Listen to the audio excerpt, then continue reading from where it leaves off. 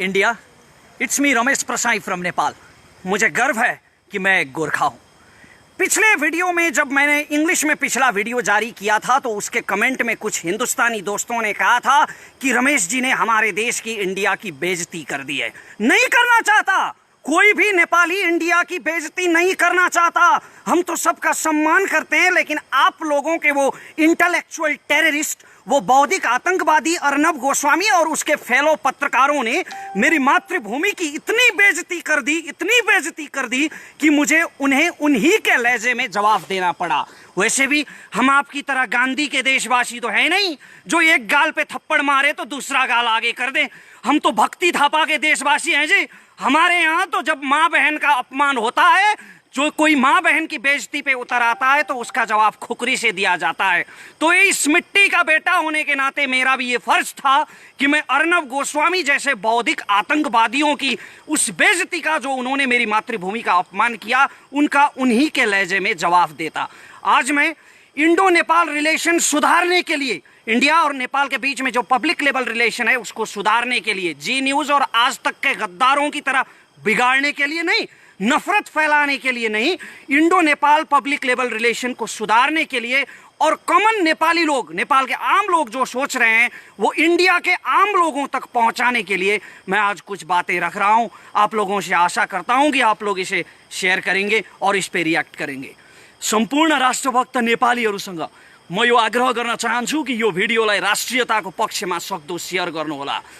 घरिघरि हिन्दीमा यो किन बोल्छ भन्ने पनि तपाईलाई लागेको होला, तर नेपालमा धेरैलाई थाहा छ नेपालमा काग सम्मेलन गर्ने चलन छ। काग सम्मेलन गर्दाखेरि कागले राई, लिम्बू, तामाङ, नेपाली अथवा संस्कृत भाषामा बोलाउँदा बुझ्दैन, कहाँ नै गर्नुपर्छ। त्यसैले आफ्नो भाषाप्रतिको असीम प्रेमका बावजुद पनि म बाध्यताले हिन्दीमा बोल्न गइरहेको छु। आज मैं बहुत खुश हूं मैं, क्योंकि मैंने जो पिछले स्पीच में कहा था वो हमारे देश के केबल ऑपरेटरों ने किया है। मैंने कहा था कि आज तक और जी न्यूज जैसे, रिपब्लिक टीवी जैसे इंडियन मीडिया को बैंड कर देना चाहिए, और आज हमारे केबल ऑपरेटरों ने इन्हें बैंड कर दिया है। अगर मेरा बस चलता ना, मेरा बस चले तो 100 सालों के लिए बैंड कर दूं इन कमबख्तों को। अरे हमने इनके पिता का कर्ज लिया है क्या? इनके बाप दादाओं का कोई कर्ज है क्या हमारे ऊपर, जो हम पैसे भी देते रहे और इनके मुंह से अपने मुल्क की बेइज्जती भी सुनते रहे?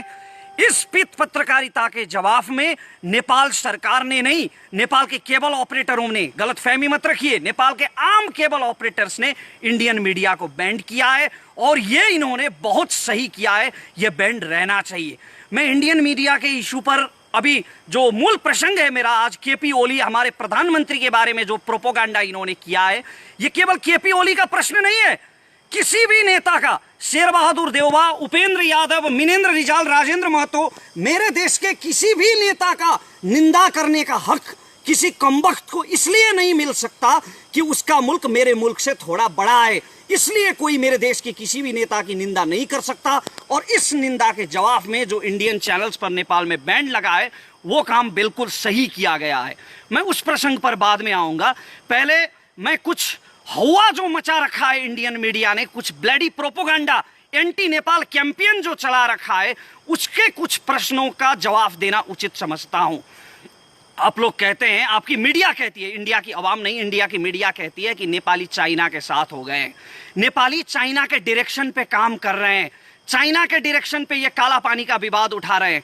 काला पानी का विवाद तब से है, और वैसे वो विवाद है नहीं कुछ। हमारे राजे महाराजाओं ने आपकी दोस्ती का वास्ता करके, आपकी दोस्ती का ख्याल करके 1961 में आपको वो जमीन दे दी थी ताकि चीन से आप अपनी रक्षा कर सके, लेकिन आप लोगों ने कोई दोस्ती नहीं निभाई और उस पर कब्जा कर लिया। खैर, जो भी माने, विवाद तो है काला पानी के विषय में, तो उसमें हम चाइना के डायरेक्शन पे काम कर रहे हैं, ऐसा आपकी मीडिया कहती है।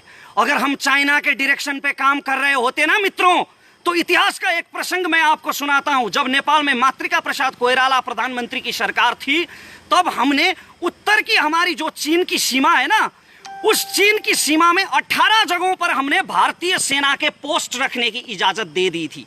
आपके और हमारे सुमधुर संबंधों का ख्याल करके, दोस्ती का ख्याल करके, चीन के साथ जुड़ी हमारी सीमा में आपके 18 पोस्ट रखने की इजाजत हमारी सरकार ने दे दी थी, क्योंकि हम लोग आपके साथ थे।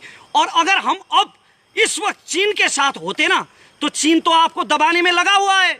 लद्दाख में दबा रहा है, सिक्किम में पिट रहा है, गलवान में आपके 20 सैनिक मार दिए चीन ने। तो चीन आपको दबाने में जब अभी लगा हुआ है, घेरने में लगा हुआ है, अगर हम पूरी तरह से चीन के साथ में होते तो चीन की सेना को मेची किनारे लाके खड़ा कर दिया होता हमारी सरकार ने, आपके सिलीगुड़ी कॉरिडोर के बिल्कुल पास। वो सिलीगुड़ी कॉरिडोर जो इंडिया की नॉर्थ ईस्ट और इंडिया की मेनलैंड को जोड़ता है, उस सिलीगुड़ी कॉरिडोर के पास मेची किनारे आज चीन की सेना बैठी होती। अगर हम नेपाली चीन का साथ दे रहे होते तो नेपाल एक स्वाधीन राज्य है और हम चीन का ना इंडिया का, हम किसी का भी पक्ष में और किसी के भी विपक्ष में हम कोई कदम नहीं उठाते। हम अपनी स्वाधीनता सुरक्षित करने के लिए काला पानी पर दावा कर रहे हैं। जो हमारी जमीन है उसमें चीन का कोई रोल नहीं है, और चीन का रोल इसलिए है कि चीन ने आप लोगों के साथ ट्रेड ट्रीटी की है, व्यापार संधि की है उसने लिपुलेख को लेकर। लिपुलेख को व्यापारिक नाका बनाने की जो संधि चीन ने आपके साथ की है, हमने चीन को भी, सिर्फ आपको नहीं, चीन को भी हमने डिप्लोमेटिक नोट भेजा है और हम किसी के भी पक्ष में नहीं है। ये बात मैं क्लियर कर देना चाहता हूँ। हमने हमेशा इंडिया के साथ दोस्ती निभाई है। कुछ मित्रों ने कहा था मेरे पिछले वीडियो पे कि इंडिया की बेइज्जती कर दी। नहीं, हम सम्मान करते हैं अपने पड़ोसियों का, जितना सम्मान आप हमारा नहीं करते। नहीं तो मैं जितनी अच्छी हिंदी आज बोल रहा हूँ बिना किसी हिंदी बैकग्राउंड के, कोई भी इंडियन जो नेपाली ओरिजिन का ना हो वो इतनी अच्छी नेपाली बोल के दिखाए। हम हमेशा अपने पड़ोसी का सम्मान करते हैं।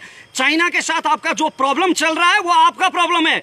आप लोग पावरफुल हैं, आप दोनों देशों के पास बड़ी बड़ी सेनाएं हैं, बड़े बड़े हथियार हैं, तोपें हैं, मिसाइल हैं। आप चाइना के साथ लड़ो मरो, उसमें हमारा कोई सरोकार नहीं है। लेकिन मैं युद्ध की कामना नहीं कर रहा हूं, मैं सिर्फ ये कह रहा हूं कि चीन का और आपका जो विवाद है वो आप दोनों का अंदरूनी विवाद है। और हमारी सरकार ने लिपुलेख और काला पानी के विषय में चीन की सरकार को भी डिप्लोमेटिक नोट भेजा है। तो ये कैसे साबित हो गया कि हम चीन के साथ हैं? ये क्या हुआ मचा रखा है आपकी मीडिया ने? और एक और हुआ मचा रखा है कि नेपाल और इंडिया में जंग हो गया तो क्या होगा। बड़ा अहंकार है भाई आप लोगों को अपनी शक्ति पे, बहुत बड़ा अभिमान है आप लोगों को। इतने छोटे से देश के साथ जंग की कल्पना करते हैं और ये कहते हैं कि नेपाल इंडिया की सैनिक शक्ति के सामने नहीं टिक पाएगा। आप तो बहुत धार्मिक कहते हैं ना आप लोग अपने आप को। अभी तो बीजेपी की सरकार है, उधर आरएसएस की सरकार चल रही है, बहुत धार्मिक कहते हैं आप लोग। तो बड़े गजब के धार्मिक लोग हैं भाई आप लोग राम मंदिर के लिए लड़ेंगे, मरेंगे और सीता के मायके पे हमला करेंगे। वैसे भी आप किसके दम पे ये दावा कर रहे हैं? हमारे भाइयों ने आप लोगों के लिए, आप लोगों की जमीन के लिए, आप लोगों की स्वाभिमान के लिए लड़कर यहां गोली खाई है, माथे पे गोली खाई है। आपके जनरल सैम मानेकशॉ कहते थे कि अगर कोई कहे कि उसे मौत से डर नहीं लगता, अगर कोई कहे कि उसे मरने से डर नहीं लगता, तो या तो वो झूठ बोल रहा है या तो वो गोरखा है। तो हमारे गोरखा भाइयों ने आप लोगों के लिए गोली खाई है कारगिल की पहाड़ियों में, वरना पाकिस्तानी पंजाबी पठानों से हमारा क्या लफड़ा था? आप लोगों के लिए मरे हैं हमारे भाई। अभी मैं नाम गिनवाने जाऊं तो 1000 के करीब हो जाएंगे और ये वीडियो ऐसे 100 वीडियो कम पड़ जाएंगे। हमारे भाइयों ने जो पुरुषार्थ आप लोगों के लिए किया है वो गिनवाने जाऊं तो ऐसे 100 वीडियो कम पड़ जाएंगे। हमने हमेशा दोस्ती निभाई है और आप लोगों ने अभी इस दोस्ती का लिहाज नहीं रखा है।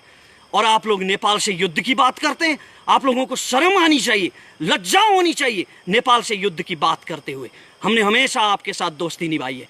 लश्कर ए तैयबा का टेररिस्ट हाशिम भटकल और टुंडा जो नेपाल में छुपे हुए थे, वो हमारी अथॉरिटी की मदद से इंडियन अथॉरिटी के हवाले हुए हैं। अगर हमारी अथॉरिटी नेपाल में मदद नहीं करती तो थोड़ी पकड़ के इंडिया ले जाते उनको। डॉक्टर अमित कुमार रावत, आपके किडनी माफिया का किंग, जब यहां छुपा हुआ था तो हमने उससे पकड़कर आपके हवाले किया है। तो हमने हमेशा भारत का सम्मान किया है और भारत से दोस्ती निभाई है। लेकिन ये आप लोग हैं जो इस दोस्ती के खिलाफ जा रहे हैं। और स्पेशली इंडिया की आवाम का इसमें कोई दोष नहीं है। इंडिया की आवाम, मैं समझता हूं कि हमारी ही तरह इनोसेंट है, जो आपस में समझदारी चाहती है। लेकिन आपकी मीडिया जो है, जो ये इंटेलेक्चुअल टेररिस्ट हैं, इस वक्त इंडिया को सबसे ज्यादा खतरा इन इंटेलेक्चुअल टेररिस्ट से है। ये बौद्धिक आतंकवादी जो आपस में नफरत फैला रहे हैं, अपनी बौद्धिकता का दुरुपयोग कर रहे हैं, ये लोग इंडियन अवाम को नेपाल के खिलाफ भड़का रहे हैं और नफरत पैदा कर रहे हैं। एक और बात मैं यहाँ पे बताना चाहता हूँ। आप लोगों ने बहुत ये हवा मचा रखा है। कुछ लोगों ने कहा था मेरे वीडियो के जवाब में, कुछ मित्रों ने भारत से कहा कि ये तो नेपाल ने जमीन छोड़ दी थी, कई सालों पहले काला पानी छोड़ दी थी, तो उसमें अभी काहे का विवाद? वो जमीन छोड़ दो ना, वो तो तुम लोगों ने कई साल पहले छोड़ दी थी। तो आप लोग छोड़ दो ना पाकिस्तान के कब्जे वाला कश्मीर, जो आपने 1948 में छोड़ दी थी।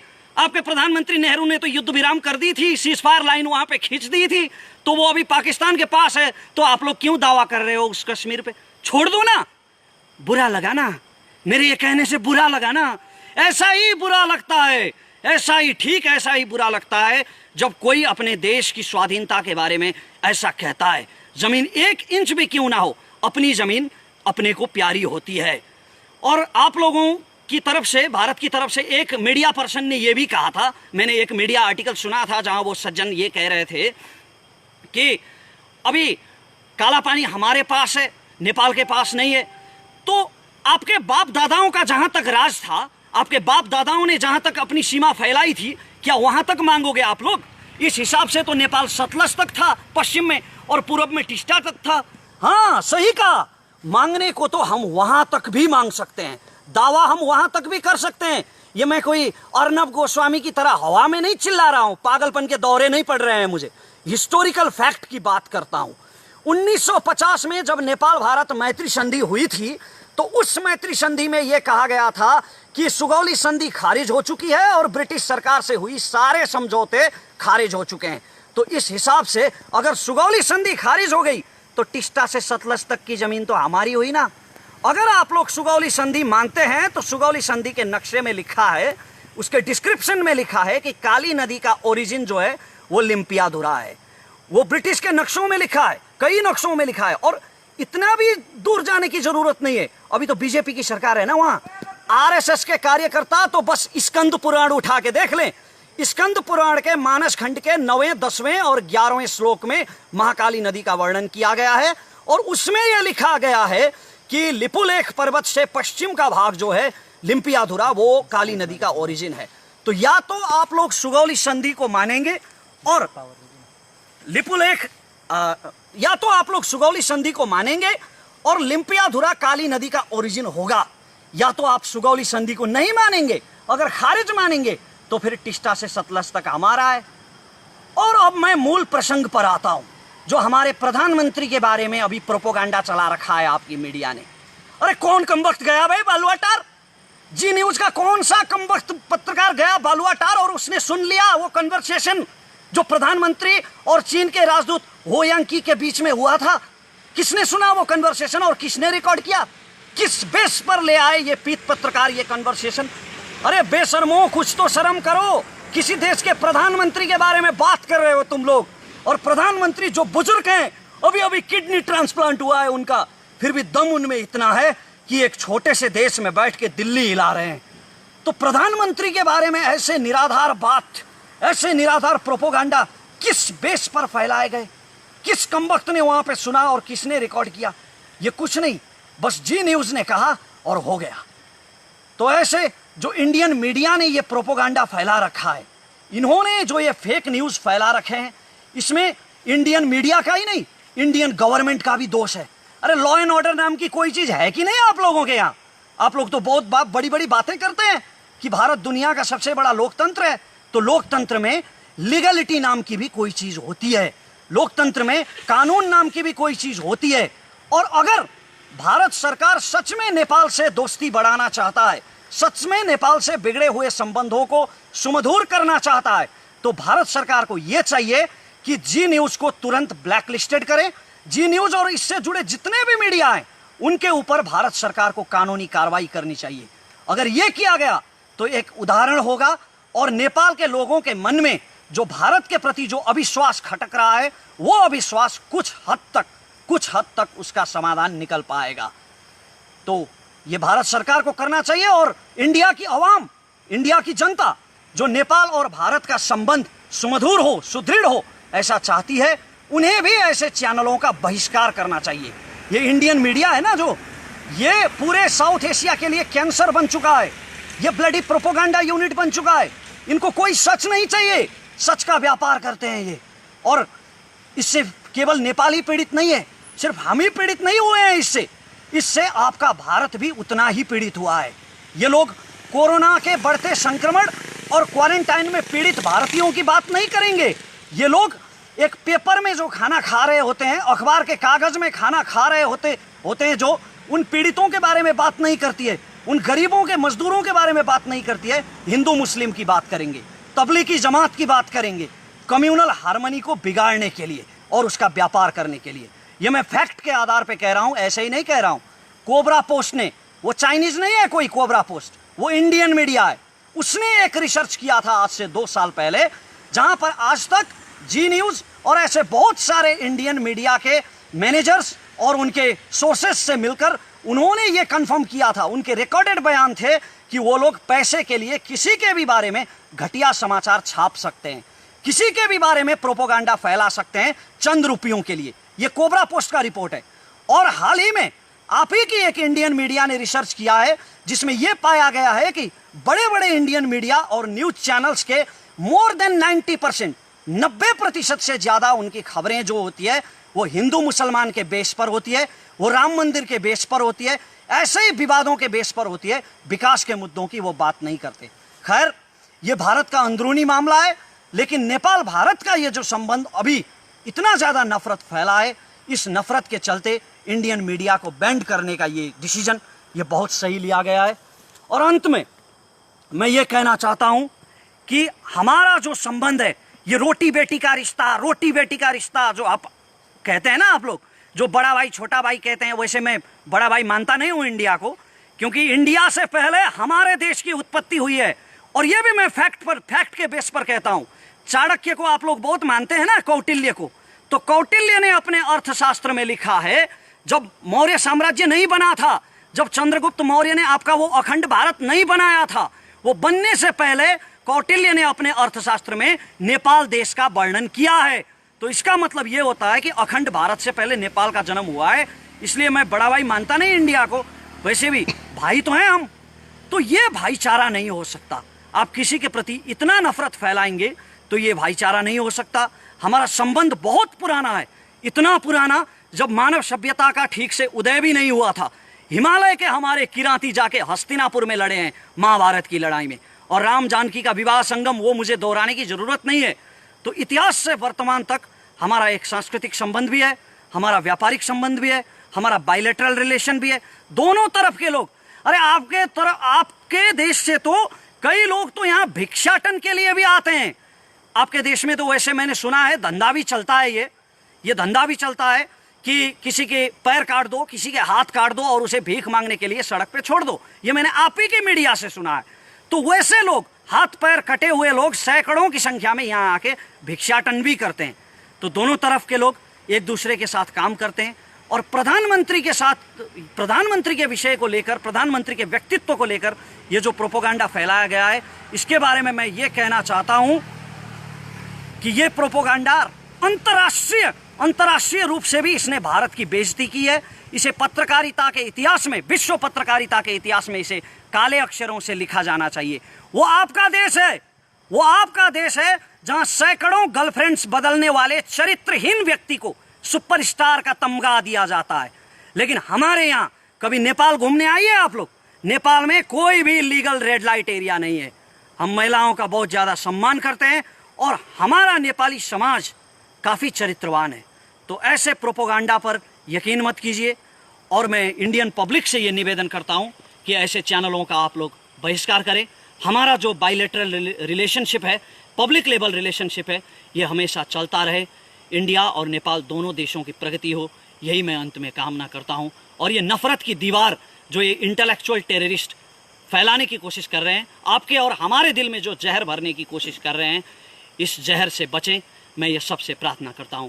धन्यवाद। जय नेपाल। पक्कै पनि रमेशजी, अलिकति हामीले केही प्रश्न गर्नुपर्ने हुन्छ। तपाईँले यो लाइभलाई काटेर आफ्नो फेसबुक पेजमा पनि राख्न सक्नुहुन्छ र तपाईँले सेयर गर्न मन लाग्यो भने अझ गजब पनि हो, सेयर गर्नु एक किसिमको राम्रो तपाईँको बानी पनि हो, हामी यो भन्न चाहन्छौँ। र तपाईँले हामीलाई यति बेला फेसबुक पेजमा मेरो फेसबुकबाट लाइभ हेरिराख्नु भएको छ, जीवन विष्टको फेसबुकबाट भनेदेखि तपाईँले हामीलाई एक्सन नेपाल अनलाइन टिभीबाट पनि हेर्न सक्नुहुन्छ र फेसबुक लाइभलाई तपाईँले जुनसुकै पेजमा पनि राख्न सक्नुहुन्छ। तर एक्सन नेपाल अनलाइन टिभीको भिडियो राख्नु भएमा चाहिँ हामी उचित किसिमको त्यहाँ व्यवस्था भए अनुरूपको कार्य गर्न बाध्य हुनेछौँ। रमेशजी, के छ आज अन्य समयमा भन्दा अलिकति आवाजमा नम्रता विनम्रता देखियो नि? यो जरुरी छ जीवनजी, किनभने यो सम्बन्ध बिगार्नको लागि होइन। अघि नै मैले भने यो घृणा फैलाउनको लागि बोलिएको होइन। म धेरै कुरा बोल्न सक्थेँ, इन्डियनहरूप्रति भारतीयहरूप्रति लक्षित गरेर अर्णव गोस्वामीले बोले जस्तै, श्वेता सिंहले बोले जस्तै बोल्न सक्थेँ, तर यो घृणा फैलाउनको लागि लक्षित होइन। यो मित्रतालाई, यो सम्बन्धलाई सुधार्नको लागि लक्षित हो। हामी एउटा पत्रकारिताको सिकारु विद्यार्थी भएको नाताले पनि विश्वका चाहिँ पत्रकारिताका विभिन्न दर्शन तथा सिद्धान्तहरू र पत्रकारिताका एउटा जुन परिधि नम्स हुन्छ यसलाई हामीले बुझेका छौँ, मिडियाले होइन, एउटा मिडियाको नम्सहरू बुझेका छौँ। तर भारतमा जुन एक किसिमको यो नाङ्गो चरित्र देखियो यसलाई विश्वले कसरी बुझेको छ जस्तो लाग्छ? मैले अघि पनि भने यो विश्वको पत्रकारिताको इतिहासमा यो घटना कालो अक्षरले लेखिनुपर्छ र इतिहासले यसको मूल्याङ्कन गर्नुपर्छ। यो पित पत्रकारिता हो। तर भारतकै बौद्धिक जगतले पनि भारतको यो पत्रकारितालाई त गोदी मिडिया यानि कि सत्ता र शक्तिको पावर वरिपरि घुम्ने एउटा चाहिँ पत्रकारिताको रूपमा बुझ्छ नि? पक्कै पनि र यो स्वाभाविक पनि हो, किनभने भारतीय मिडियामा कहिल्यै पनि सत्ताको विरोध गरिँदैन अधिकांश मिडियाहरूमा। र भारतीय मिडियाले समाजमा चाहिँ हार्मोनी बिगार्ने खालको, साम्प्रदायिकतालाई प्रोत्साहन गर्ने खालका खबरहरू बारम्बार प्रसारण गरिरहन्छन्। यी गोदी मिडिया नै हुन्। र यति बेला चाहिँ हाम्रो मधेसी पहाडी हिमाली भन्ने त्यो भावना छैन। यति बेला हाम्रो राष्ट्रिय एकता साँच्चीकै देखिएको छ होइन। यसमा हामी असाध्यै खुसी हुनुपर्छ। र जति पनि अन्य नेपालीहरू हुनुहुन्छ, यो हिन्दीको जुन हिन्दी भाषाको प्रयोग गर्नु परेको सन्दर्भमा त तपाईँले आफ्नो धारणा राखि नै सक्नु भएको छ होइन। नेपालको प्रेस काउन्सिल र मिडिया जगतले चाहिँ यसमा कस्तो किसिमको भूमिका खेल्न सक्थ्यो र स्वयं परराष्ट्र मन्त्रालयले खेल्नुपर्ने भूमिकाहरू केही थियो कि? नेपालको परराष्ट्र मन्त्रालयले तुरुन्तै एउटा नोट पठाउनु पर्थ्यो, प्रेस नोट, डिप्लोमेटिक नोट पठाउनु पर्थ्यो भारत सरकारलाई, किनकि हाम्रो परराष्ट्र मन्त्री त निकै अलिकति बौद्धिक किसिमको हुनुहुन्छ होइन। प्रधानमन्त्रीको मानहानि हो। हाम्रो परराष्ट्र मन्त्रालयले सोचिरहेको होला, यो विषयमा सोचिरहेको होला, आशा गरौँ। प्रेस काउन्सिलको भूमिकालाई के भन्नुहुन्छ? उसले एउटा चाहिँ लेटर पनि लेखेको भनिन्छ। प्रेस काउन्सिलले वक्तव्य जारी गरेको छ र धेरै पहिला पनि प्रेस काउन्सिलले सरकारलाई यस विषयमा पत्राचार गरेको बुझिन्छ। हामी आम नागरिकको भूमिका के अब यो विषयमा? हामी आम नागरिकले यसरी नै एकअर्कालाई सामाजिक सञ्जालमा जहाँ हामी जोडिन्छौँ, हाम्रा भारतका मित्रहरूसँग जहाँ हामी जोडिन्छौँ, हामीले आफ्नो देशको आफ्नो दृष्टिकोण के हो, हाम्रो देशको आम नागरिकले के सोच्छ, त्यो दृष्टिकोण पुर्याउनमा हामीले आफ्नो भूमिका खेल्न जरुरी छ। बोलेर के हुन्छ भन्ने मान्छेहरू पनि हुनुहुन्छ नि। बोलेर नै तपाईँको विचार विनिमय गर्न सकिन्छ, किनकि नागरिक दबाव सबैभन्दा ठुलो दबाव हो होइन। बोलेर नै तपाईँको धारणा अरूसम्म पुर्याउन सक्नुहुन्छ, अर्को कुनै माध्यम छैन। सामाजिक सञ्जालमा होइन त लगायतका अन्य चाहिँ तपाईँका अन्य किसिमका सर्वनामहरूको प्रयोग गरेर उच्चिङ्गल टाइपले चाहिँ भारतलाई गाली गर्नु त्यो त्यति चाहिँ सुयुक्ति हुँदैन, त्यो अति सुयुक्ति हुन जान्छ। हामीले डिप्लोमेटिक तवरले नै ऐतिहासिकताको आधारमा, हामीले तथ्यको आधारमा आफ्ना विचारहरू बडो नम्र भाषामा राख्नुपर्छ तपाईँ भन्नुहुन्छ? पक्कै पनि। यद्यपि भारतका चाहिँ अन्य जनहरूप्रति हाम्रो एक किसिमको सम्मानै छ। अहिले जुन चरित्र देखिएको छ त्यहाँको सरकारबाट, त्यहाँको राजनीतिज्ञहरूबाट, त्यहाँको मिडियाबाट यो चाहिँ खेदजनक छ। हजुर। र एक्सन नेपाल हेरेर बसिरहनु भएका सम्पूर्ण दर्शकलाई धेरै धेरै धन्यवाद। हाम्रो नियमित कार्यक्रम आउने छ, तपाईँ सेयर गर्न नडराउनु होला, किनकि राम्रो कुरा सेयर गर्दा पैसा लाग्ने छैन, यो निःशुल्क सेयर गर्न सकिन्छ, लाइक गर्न सकिन्छ, कमेन्ट गर्न सकिन्छ आफ्ना विचारहरू, किनकि हामी जति कमेन्ट सायद पढ्नेहरू कोही पनि छैन होला। हामी दिनैभरि कमेन्ट पढ्ने काम नै गर्छौँ। हाम्रा भिडियोहरू जुन जुन ठाउँमा पुगिरहेका हुन्छन् हामी भन्छौँ। र असाध्यै आज जङ्गलको यो भागमा आएर हामीले लाइभ गरिरहेका छौँ। यो धरानको पानमारा जाने जङ्गल हो, यो साँझको समय छ, पानी पनि पर्न लागेको छ, केही देखिँदैन, मात्र यो मोबाइलले खिचेको छौँ। यति भन्दै हाम्रा सम्पूर्ण सहकर्मी मित्रहरू सँगसँगै म जीवन विष्ट र म रमेश प्रसाई आज्ञा हुन चाहन्छौँ। भिडियोलाई सेयर गर्नुहोला। सबैलाई धेरै धेरै धन्यवाद।